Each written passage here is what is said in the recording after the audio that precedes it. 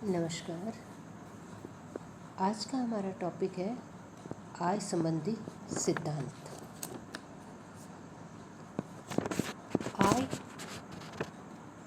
आयकर आय पर लगने वाला कर है। तो कोई प्राप्ति आय है या नहीं, इसको निश्चित करने वाले सिद्धांत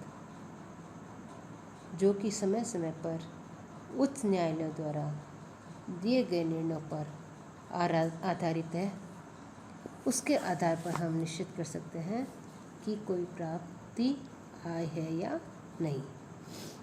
ये सिद्धांत हमारे इस प्रकार है। पहला है, आय मुद्रा में हो अथवा मुद्रा तुल्य में।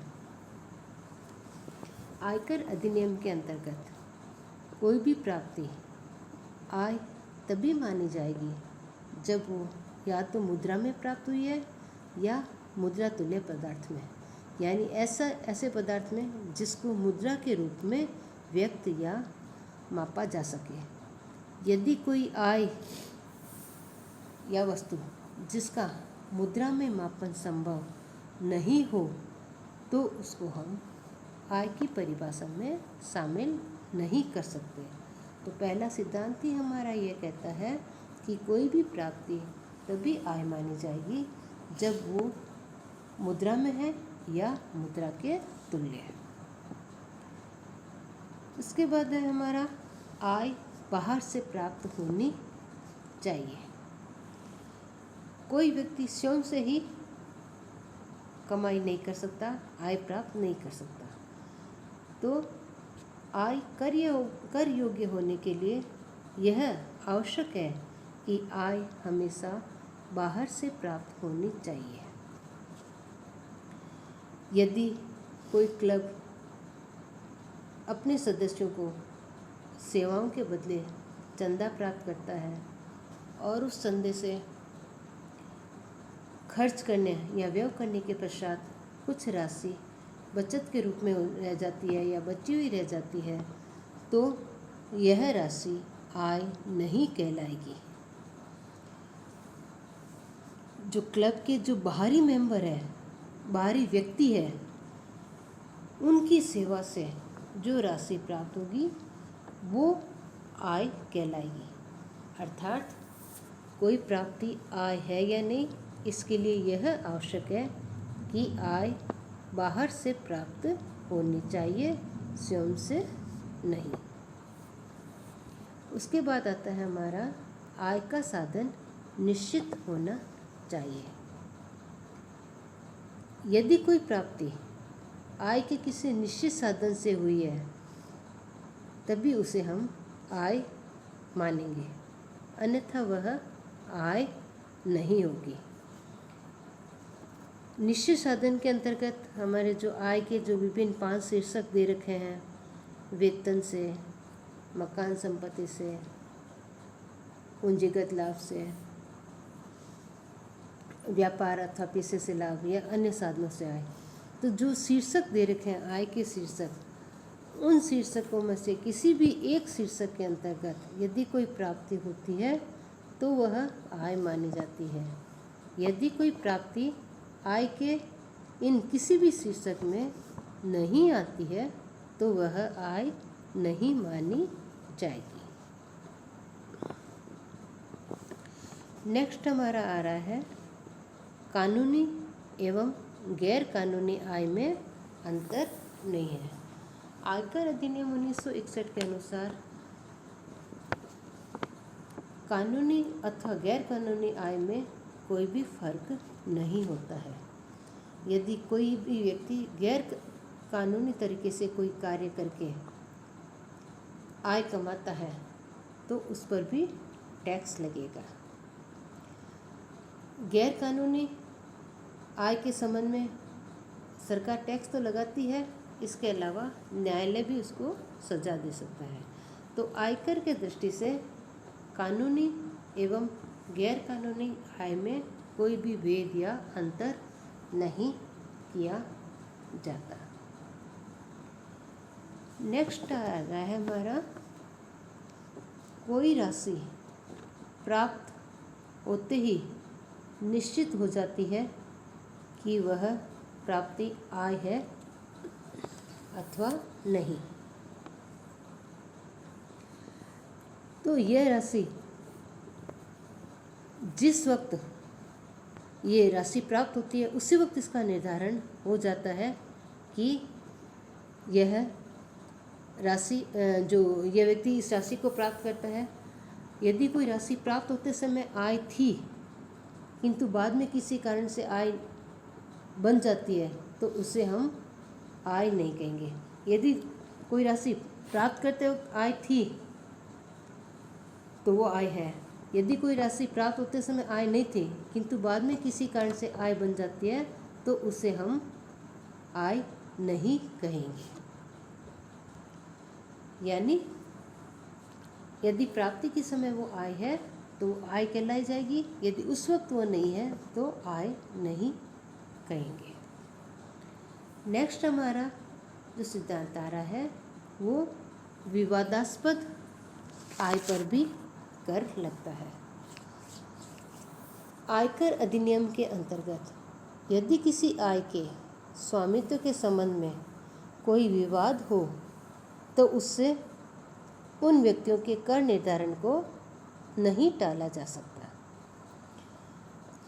ऐसी जो विवादास्पद आय होती है उस पर जो व्यक्ति आय प्राप्त करता है उसको आयकर देना पड़ता है।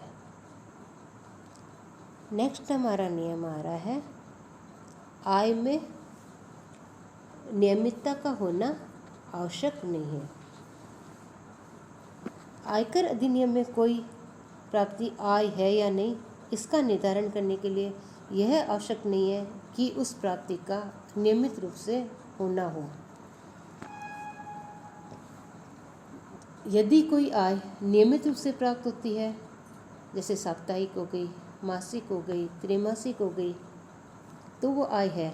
लेकिन आयकर अधिनियम के लिए आवश्यक नहीं है कि उसको नियमित रूप से प्राप्त हो ही हो। यह राशि एक मुश्त भी प्राप्त हो सकती है, वर्ष में एक बार भी हो सकती है, 2 बार भी हो सकती है, अनियमित रूप से कभी भी हो सकती है। जैसे कोई लॉटरी से प्राप्ति हो गई है, जुए में कोई जीत गया, कोई सट्टे से प्राप्ति हो गई है। तो इस प्रकार की जो आय होती है उनमें नियमितता का अभाव होता है, लेकिन फिर भी इनको हम प्राप्ति कहते हैं, ये आय ही कहलाती है। नेक्स्ट हमारा आ रहा है व्यक्तिगत उपहार आय नहीं होते हैं। आयकर अधिनियम के अंतर्गत कुछ अपवाद स्वरूप परिस्थितियों को छोड़कर किसी व्यक्ति के शादी विवाह, जन्मदिन के अवसर पर कोई उपहार प्राप्त होता है तो ऐसे उपहार को हम आय नहीं मानते हैं। नेक्स्ट आ रहा है हमारा संभावित आय को आय नहीं मानते हैं। आयकर अधिनियम के अनुसार यदि किसी व्यक्ति के पास कोई संपत्ति है, स्टॉक है, विनियोग है और उसके मूल्य में वृद्धि हो जाती है, जिस मूल्य पर उसने खरीदा है उस मूल्य से किसी कारणों से अब उस मूल्य में वृद्धि हो जाती है, तो ऐसी खरीद मूल्य और वर्तमान मूल्य का जो अंतर है, वृद्धि वाला मूल्य है, उस वृद्धि वाले मूल्य को आय हम नहीं कहेंगे। यह आय तब मानी जाएगी जब उस संपत्ति को हम बेच देते हैं और बेचने से जो लाभ की राशि प्राप्त होगी तब वो हमारी आय कहलाएगी। संपत्ति का सिर्फ मूल्यांकन कर कर उसके आय में जो वृद्धि का रूप दिखाते हैं उसको हम आय नहीं मानेंगे। इसके बाद आ रहा है हमारा व्यय का छुटकारा आय नहीं होता। यदि किसी व्यक्ति को किसी व्यय से छुटकारा मिल जाता है तो वह उसकी आय नहीं मानी जाती। जैसे किसी ऋणपत्रधारी द्वारा कंपनी को ब्याज छोड़ दिया जाना, या कोई व्यक्ति अपनी आय को किसी के पक्ष में त्याग देता है तो भी आय उसकी ही मानी जाएगी एवं त्याग करने वाले व्यक्ति को ही उस पर कर चुकाना पड़ेगा।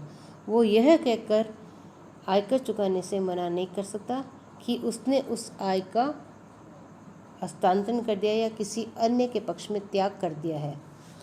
ये आय त्याग करने वाले व्यक्ति की ही मानी जाएगी और उसको उस पर टैक्स चुकाना पड़ेगा। उसके बाद आ रहा है आय प्राप्ति का अधिकार मिलते ही कर योग्य होना। यह नियम हमारा कहता है कि कोई भी आय, कोई भी प्राप्ति आय उसी वक्त मान ली जाती है जब उसको प्राप्ति करने का अधिकार मिल जाता है। वास्तव में वो आय प्राप्त हुई हो या न हो, लेकिन यदि प्राप्ति का अधिकार मिल गया है या वो उसको उपार्जित कर ली गई है तो वह आय मानी जाएगी। यानी उस आय के उपार्जित होने का अधिकार मिलते ही या उपार्जित होते ही उसे आय मान लेते हैं, चाहे वो आय थोड़े समय के पश्चात ही प्राप्त हो, लेकिन मानी तब की जाएगी जब उसको उपार्जित कर ली गई हो। जैसे किसी कर्मचारी का वेतन किसी कारणवश उस महीने नहीं चुकाया जाकर 1 या 2 महीने बाद चुकाया जाता है, तो ऐसा वेतन प्राप्ति के आधार पर आय न माना जाकर उपार्जित के आधार पर आय माना जाएगा। यानी जिस महीने की वो सैलरी है वो उसी महीने का वो कर योग्य आय मानी जाएगी, उसी महीने की आय मानी जाएगी। यदि दिसंबर का वेतन है और उसको फरवरी में चुकाया गया तो ऐसा वेतन दिसंबर की ही आय में माना जाएगा, फरवरी का नहीं माना जाएगा। नेक्स्ट हमारा आ रहा है धर्मादा, गौशाला आदि के संबंध में प्राप्तियाँ।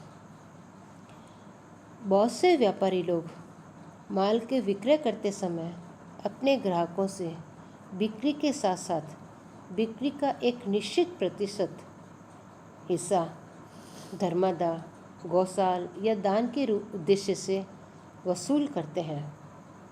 तो यह जो राशि वसूल की जाती है गौशाला या धर्मादा या दान के रूप में जो वसूल की जाती है, ऐसी राशि को व्यापारी की आय नहीं मानी जाती है। अगला आ रहा है हमारा घर खर्च के लिए प्राप्त राशि में से बचाई गई राशि आय नहीं है। घर खर्च के लिए, इसमें यदि किसी महिला को अपने पति से घर खर्च के लिए कोई राशि प्राप्त होती है और उस घर खर्च के लिए प्राप्त राशि में से वह कुछ राशि बचा लेती है, तो इस बची हुई राशि को हम पिन धनराशि कहते हैं। ऐसी पिन धनराशि आय नहीं मानी जाएगी। लास्ट में आ रहा है आय का प्रयोग आय होती है जबकि आय का मोड आय नहीं होती।